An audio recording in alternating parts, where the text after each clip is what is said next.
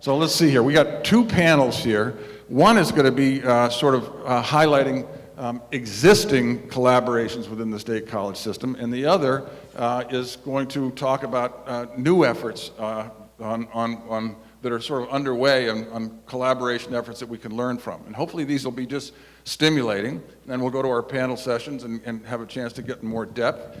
Jonathan Spiro asked me, what am I doing here today? And I'm going on too long, but I think part of it's networking. So I hope during lunch and other times that you all have a chance to do that. I'm looking to do that too. So please come up and share your thoughts. So the first panel is, let me see here, is intended to focus or highlight existing collaborations within the system. And Melissa DeBloy, you're going to talk about prior learning assessment portfolio reviews. And they each have like 3, maximum 4 minutes to talk about what this program is, what they've learned from it. Elaine says 3, so if I shut up, they'll get their time. Okay, Melissa. Is this on? Yep. Okay. Hi, I'm Melissa DeBloy, and I'm here representing the Office of External Programs and Prior Learning Assessment, or I'm going to call PLA to keep it short. So this is a collaboration in the VSC that actually started out in the 1970s, and it was started to help the college system work with non-traditional adult students coming into the classrooms and figure out a way for them to get credit for what they already know. The program is located at and administered by CCV, but it serves students who are VSC-wide around the state. And the needs that we address through this collaborative work are in the form of PLA options, so options for your students to get credit for what they already know, and PLA evaluation opportunities for faculty to get involved. So I want to mention the other things that we do for the whole VSC system. We are a CLEP and DSST testing center, so students can get credit through a test. We operate the course challenge process, which is a course-by-course match for faculty and students using course objectives from CCV courses. And if you haven't started seeing these students coming to your institutions for their 4-year programs yet, you will, and they'll be asking about this, so I think this is an area for future collaboration. Our most popular PLA options and the ones that faculty are most involved in are the evaluation of portfolios. So students are able to create a portfolio of their learning where they articulate and document their learning through a portfolio. They're instructed how to do this. We have 2 different varieties of that. There's a 1-credit variety where students can request credits in a very focused way in one curricular area. And then we have our unlimited option, which is the assessment of prior learning class, which has existed since the 1970s. And it allows students to request unlimited credit amounts and in unlimited discipline areas. So in the process of this, since 1975, 7,000 students have come through this process. They average about 30 credits per portfolio, or about 75% of the credits that they request. And VSC faculty are hired to evaluate all of those portfolios. The benefits to collaborating are increased enrollment and retention, and better transferability of these assessed credits. PLA is a proven retention tool that gets students connected to our system. 90% of the students who come into the PLA program stay within the VSC when they finish. So they finish up a portfolio, they get those credits evaluated, and the validation that they feel from having those credits awarded propels them to graduation rates that are 2 and 3 times higher than their adult peers in the system and nationally. So this is national data. And I would say we engage faculty outside of the classroom. It's essential for their success, and it's essential. Faculty are energized by this too, and I appreciate all of the involvement we get from VSC faculty around the state. Thank you. Melissa, thank you very much. And Elaine is a slave driver down there. She'll keep us all on. Everybody keep an eye out there. So next, Sarah, you're going to talk about Moodle Medic and the TLT Moodle docs. Is that correct? That's correct. Okay, go for it. So we've actually been doing Moodle Medic for a while now. I'm sure many of you as faculty have visited us. It is a kind of emergency room for Moodle-related issues. So you could come in, maybe your grade book is acting up, it's not totaling correctly. You could come in and speak to somebody who is proficient in the gradebook and would be able to help you resolve that issue. It's available to students, faculty, and even staff. As a staff member, if you're working with somebody that's having a technical issue, they can come into the medic room and we will assist. Medics span all of the VSCs. During the fall and spring semester, we're available from 9 a.m. to 7 p.m. Monday through Thursday, and in the summer, because we do like to have lives in Vermont, summers are really short, we're available Monday through Thursday until 1 o'clock. Moodle Docs is about a year old, and it is an amazing library and resource of useful Moodle information. So for example, if you came into the Moodle Medic and you had questions about how to build a quiz, as a medic, I could say, okay, let's go to Moodle Docs and let's walk through this document. Or if you were just curious and wanted to check it out, you could go in and be like, oh my God, I can quiz my students now. How awesome is that? Of course, they probably wouldn't think it was that great, but you know. So they're really great resources. They are available in the portal. When you log on, you will see second module down in the middle column. You'll see a link to the Moodle Medic, and you will see a link to Moodle Docs. And I strongly encourage you guys to check it out and explore it. And even if you don't have a question, come in and check out the Moodle Medic. Excellent, Sarah. Thank you very much. Thank you for being concise. That's excellent. You get brownie points, and you're going to be around for the day. So going down the line, Sheila Blodgett's going to talk about the Vermont Collegiate Choral Consortium, which is going to be new to me. So I'm looking forward to that. Hi, I'm Cheryl Blodgett. I'm the Director of Choral Activities and Music Department Chair at Castleton. And the Vermont Collegiate Choral Consortium sounds fancy. We started this in 2010 as a way to combine our resources and allow the students in the choral programs at the various Vermont colleges to get together to perform masterworks, which are works that are bigger in scope than we would be able to perform with our individual choirs. And also can combine our financial resources so that we can hire orchestras and professional soloists. So it's open to any of the Vermont colleges. VSC as well as Middlebury, UVM, and St. Michael's have participated. Every year we find a date, pick an orchestral masterwork, and work together from afar on all of the logistical things and the musical things, and then we rehearse separately, come together for a massive day to perform in two or three different venues. So we perform at Castleton, we performed at St. Michael's, we should be performing at JSC this year, and it's tremendously beneficial for our students who, you see the lights go on. A lot of these students have never performed with orchestra before. They get to sing with 70 to 170 collegiate singers from all different majors, all different backgrounds, so it's really using the power of music to pull people together to do something that is bigger than we're able to do in our individual colleges together. And it's also beneficial for the faculty because we talk to each other, we talk about repertoire, we learn a lot from watching each other work with the students, we share the conducting and the directing of the full group together. And we also think it's beneficial for audiences because we're able to perform works that are not necessarily often performed and bring them to various parts of the Vermont's geography. Did I make it? Yeah, that's awesome. Excellent job. Thank you very much. And I think going forward, I'm just going to introduce the people and let you introduce your topic to save us a little time. So Monica McInerney, correct? Thanks. Introduce yourself, the topic, and let's go. Okay, great. I actually have a transition technique to share with you. I'm going to say hocus pocus, and you say everybody focus. Ready? Hocus pocus. Everybody focus. Nicely done. That is a transition technique that I learned this past semester from a Linden State College student in a collaborative seminar that we held between Castleton University, Linden State College, and Johnson State College. All of our seminars for our education students, mine were all in elementary education, were held at the same time. So this organically began by my contacting the Johnson professor, Kathleen Brinegar, who was my former teammate at the middle level in central Vermont. And we said, well, if our seminars are at the same time, why don't we get to know each other? It turned out that Lyndon Kamai and Eden Haywood Bird class was also at the same time. So we were able to get online, have a telepresence, and introduce our students to one another and hear and learn from one another. So that was the central basis of our collaboration. And we feel, for the most part, it was quite successful. The technology, we began by using Adobe Connect. We sort of morphed into Google Hangout, which is what a lot of schools are using.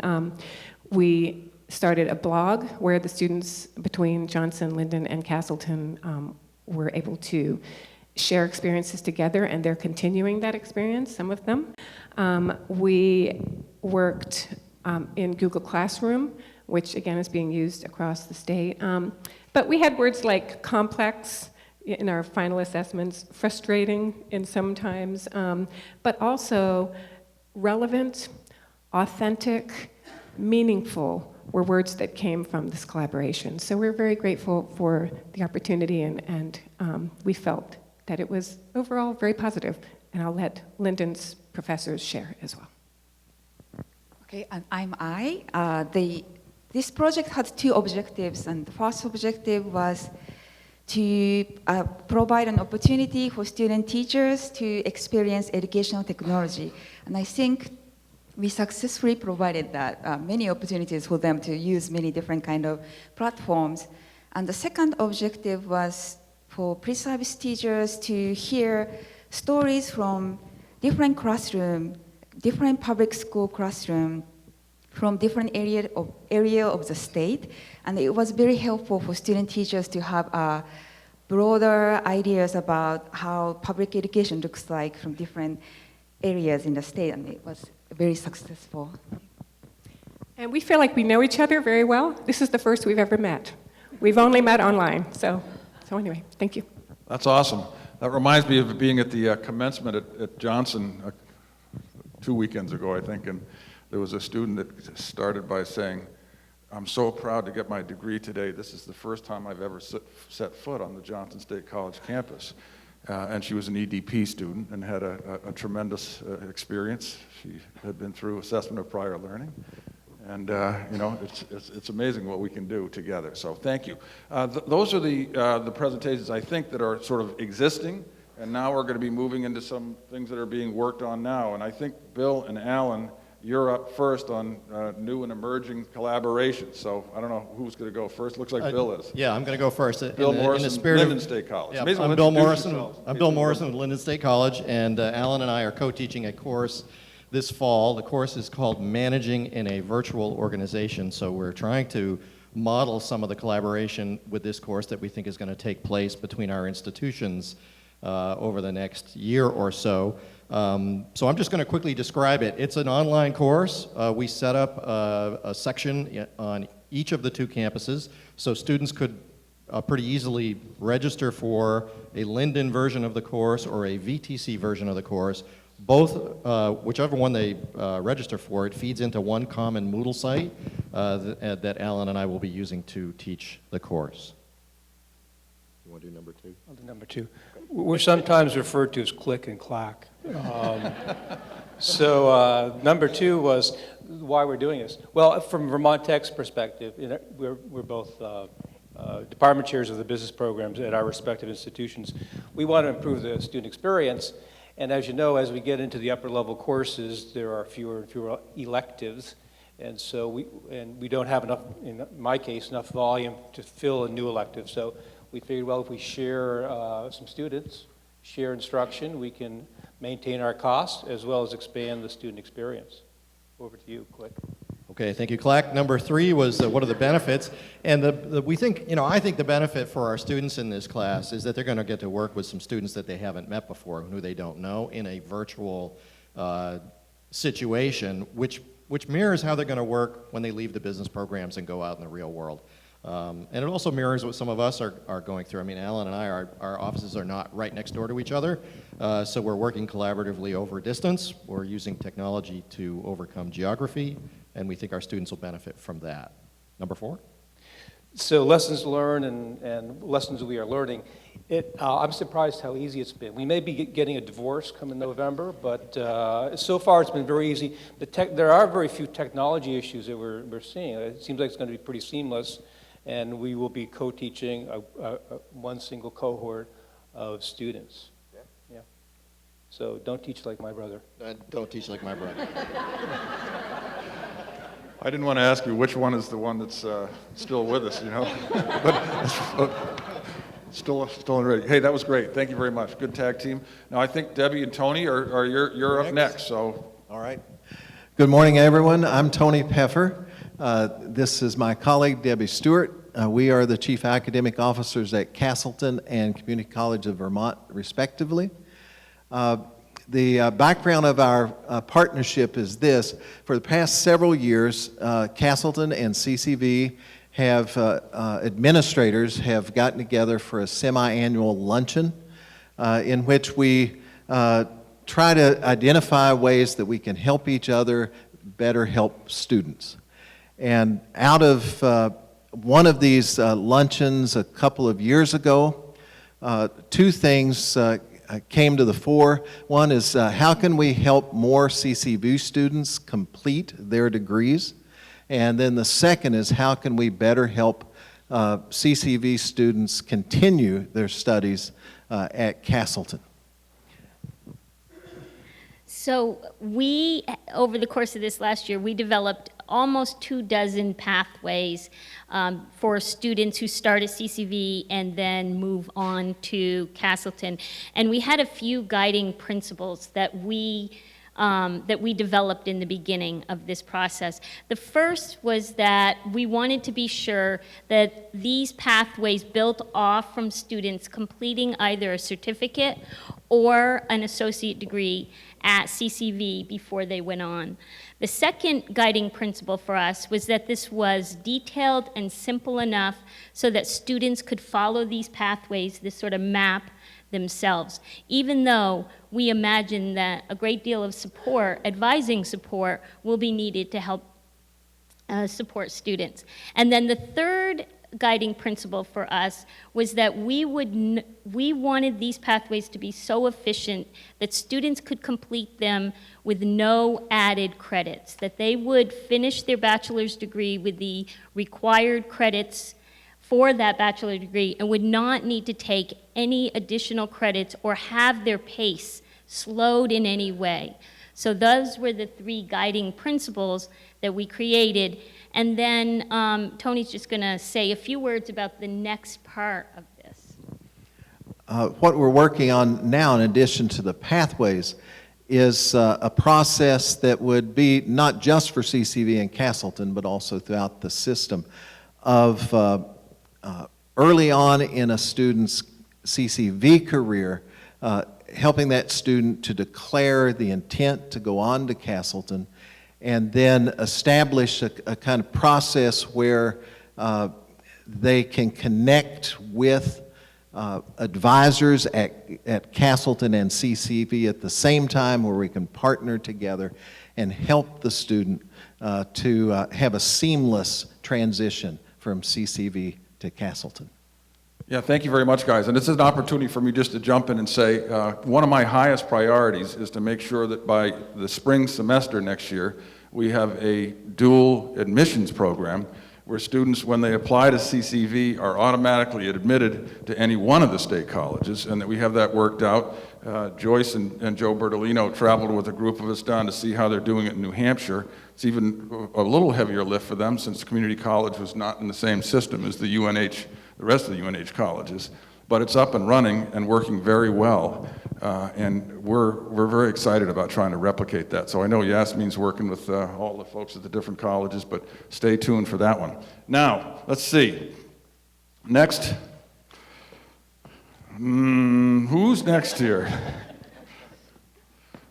Eden, you're next. Talking about, you're going to introduce it. You're together, are you? Okay, go ahead. So I'm Diane Herman Artem. I'm from the Community College of Vermont, and this is Eden Hayden Bird from Linden State College. And we've been working on a 2+2 program for early childhood education students. So at CCV, we have an associate degree for early childhood education. It's a robust program. We serve over 200 students a semester. They are predominantly part-time students. And an interesting thing about this group of students is many of them are already working in the field while they're working on their degrees. And a challenge for these students when they graduate has been finding a bachelor degree program that fits into their lifestyle with their work requirements and just meets their needs. And so within the state of Vermont, there have been 3 programs that lead to licensure. but those programs have been very traditional, campus-based, daytime programs, so very difficult for our students to access. And then there's some flexible programs that our students are more likely to access, but they don't lead to licensure, and in some cases they haven't been focused on early childhood education. They're much broader, like a liberal arts degree or a general studies degree. So Linden has been working on helping these students have another option, and I'll let Eden describe that. Hi. So I got a lot of demographic information from Diane about the students because I'm not from Vermont. This is only my second year here. So what I discovered was that the majority of the students that want to continue on to a 4-year program, of which many really need to do now that universal pre-K has come to Vermont in order to maintain their full-time positions, they need that licensure piece.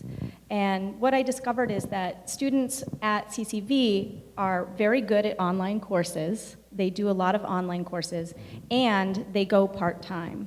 So when I did my research on adult students and really what they needed, what I discovered is that I could design a program that would replicate a part-time like load, where students would only take 1 or 2 classes at a time, if we did them in these like 5-week, like really quick sessions. So students are going to take courses, they'll take 3 or 4 courses a semester, and they'll take them in these 5-week, sections. They'll be completely online, and students will only have to come to the Linden campus one day on the weekend so that they don't have to miss their jobs on like a Saturday for a few hours, probably like 6 hours or so, and going to offer childcare so they can bring their kids, which is a big deal to a lot of these students.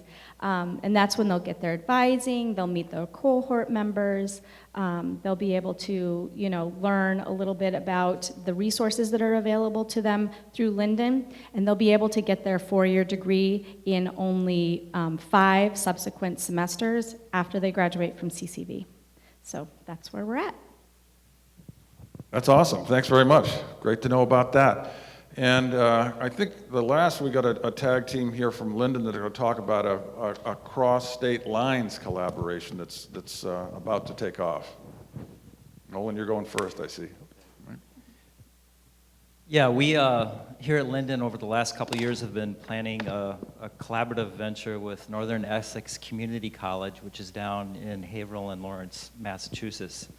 A couple years ago, the president of Northern Essex was looking for 4-year partners to offer bachelor's degree programs on the community college campus. He calls it the communiversity idea.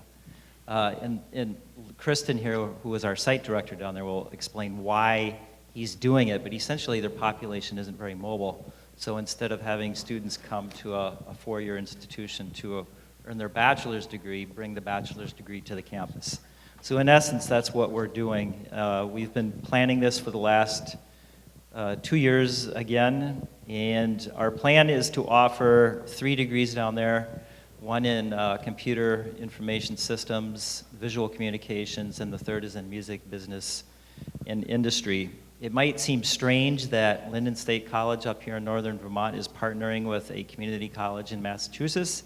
But if you look at the mission and core values of the 2 institutions, and in essence, the populations we serve, we're actually very similar. And it has made for a really great working relationship between the 2 institutions as we move forward with the partnership. So we were looking at the benefits of this partnership. My name is Kristen Hunt. I'm the site director, so I'm located in Lawrence, Massachusetts. But I work for Linden State.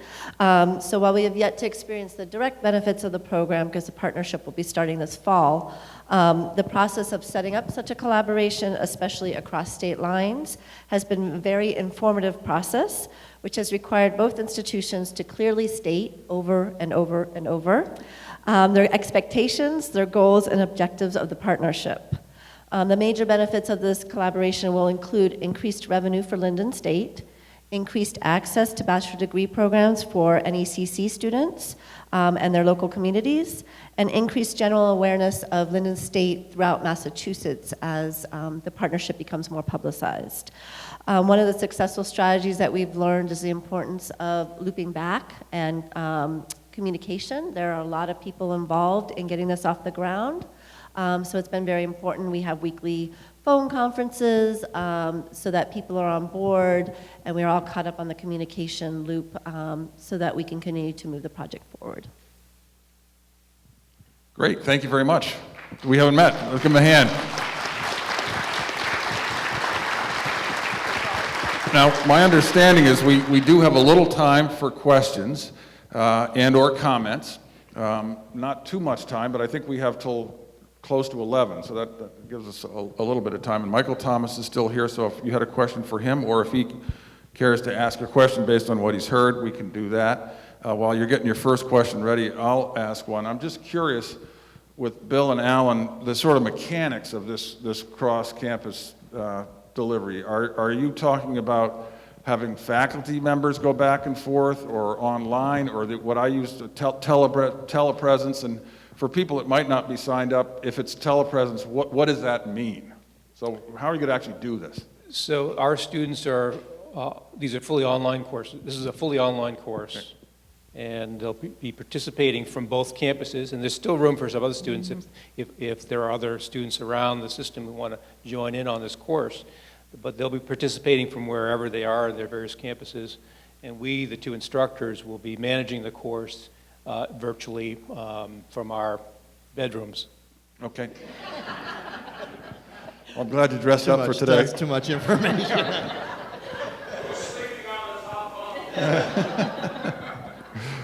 Okay, questions, comments?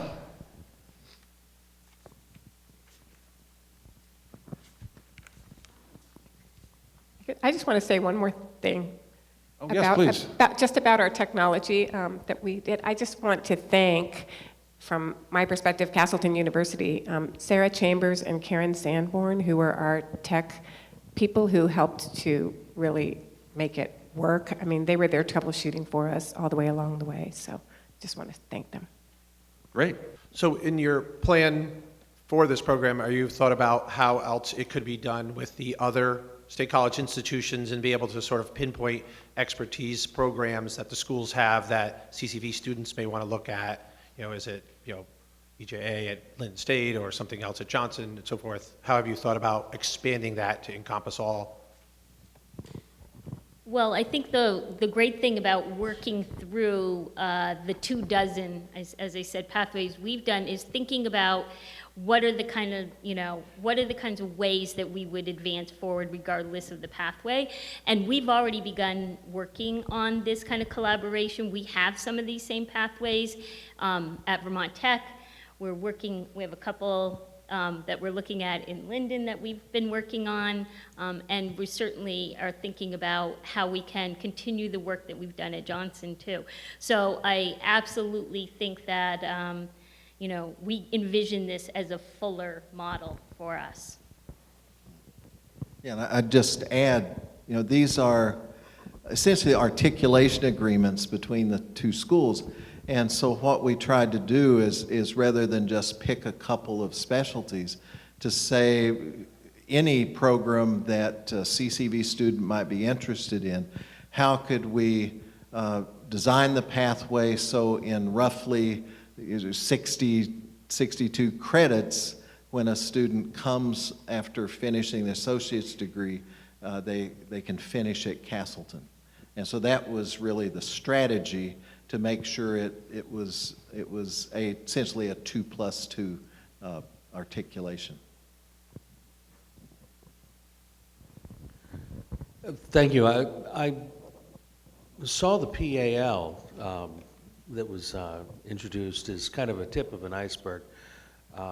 One of my professional societies is the International Society for Lifelong Learners. And while most people, when they think of higher education, we tend to think of people coming out of high schools, we are really now in a culture where we're all expected to be lifelong learners. And I wonder what VSC as a whole is doing to go after what I really see as low-hanging fruit. I mean, there's almost anybody could be offered an opportunity to say, what could we offer you in the form of a certificate that would raise your value where you work currently, or et cetera. I mean, just fill in the blank. And so I really wonder what we're doing, generally speaking, to go after lifelong learners. Anybody want to comment on that?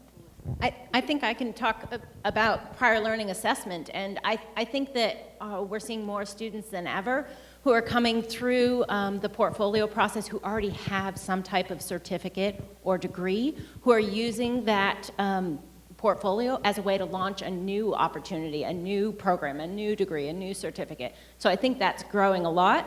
And I would say, as Yasmin mentioned, those 60,000 Vermonters out there who have not completed a degree, those prior learning is the way to get them into our classrooms, on our campuses. It's the way to engage them. So I think that's a really big opportunity. And I know there's the Lumina Foundation is sponsoring some work to help Vermont get to some goals of lifelong learning, certificate attainment, degree attainment. So I think that the VSC is a partner in that and working to be a presence in that movement that's happening right now. Yeah, and I don't mind adding just one small thing. The Board of Trustees has adopted 6 priorities to try to ensure the long-term success of our state college system. One of them is serving well working-aged adults. So we've got that there, and each one of the colleges is doing more and more in this area. Since I'm here at Linden, Joe, just make sure I got this right, just as an example, but this could be at any other place, but since we're at Linden, there's a new hospitality certificate program that's coming online right away, is it? Or this summer or this fall? Started. So, we're trying to make sure that we, one, get people into, 2- and 4-year degree programs, get them a degree, but also strengthening our ability to deliver credentials that are meaningful, that might actually lead to a degree at some point, but also might be very valuable in and of itself. Let's see. Hi, this is really a question for Tony, and I can't remember your name, I'm sorry. Debbie.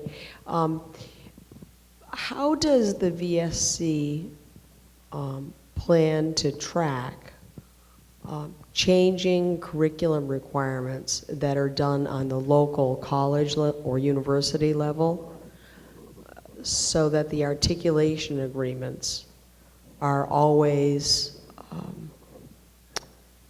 in sync and communicated clearly to the student who might be finishing up at CCV and going on to Castleton, let's say?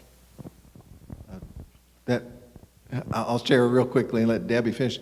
That's a really good question, Peg. I think one advantage we have comes from these semi-annual luncheons, where we will have a summer one, and so all of our curricular changes are done, all of CCV's are done, and we can compare notes and see where we need to adjust. Your question is really the kind of impetus for the idea of a joint admission or dual admission, because what we recognized early on is that creating the pathways was only the first step of this, and that often students sort of navigate transfer on an individual basis. And what we wanted to do was to do all that work, the heavy lifting for them, and then we thought about how we could create a mechanism by which students could signal to the colleges, to both colleges, their intention to follow that pathway, to do that bachelor's degree. And so in doing so, we have thought that that gives us a couple of things. One, it helps the student to have the assurance that degree requirements won't change after they've entered that pathway, that we have made a promise to them to follow that pathway, as long as they are following it in good faith. And secondly, that it helps us to know where students are along the pipeline so that we can support them from both colleges. And that will help us in terms of student success and retention. Great, we've got time for one more question. I want to compliment Sherry on her work on the Choral Consortium, because what a beautiful metaphor to get all the campuses to harmonize. But I wondered, sort of extra musically, is there an arts component to your curriculum that does arts across the curriculum, where folks are talking about the power of collaboration, the power of logistics, the power of working together? Do, say, graphic arts students make the programs? Do business people arrange the transportation? Do hospitality folks get involved in this? Are there opportunities within your sort of STEAM art and arts across the curriculum to broaden that? Oh, I love that idea. So far, we've done it all, but we would certainly be happy to spread out the wealth of that experience. Seriously, it's, you know, it's typically actually Johnson State is on the programs because they have a graphic designer. But we do have students that are interested in that. And again, you know, planning the logistics is not the most fun part of it, so the travel and all that. So that's a great idea to try to pull something like that together and to involve more students. Because it really, I mean, it's just, and again, seeing these students collaborate with each other in our performances is really a neat experience, because they're standing next to people they've never sung with before, and they get a chance to talk, and there's a social aspect of it also. So it's a really neat collaboration. Well, great. Let's give our panel a round of thanks.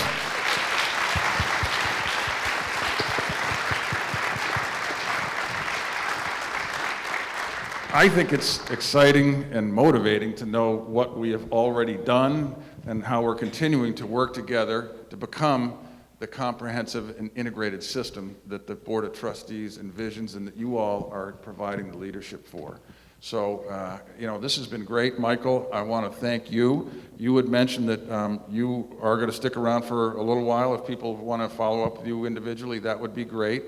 Thank you very much, everybody. Glad to be working together.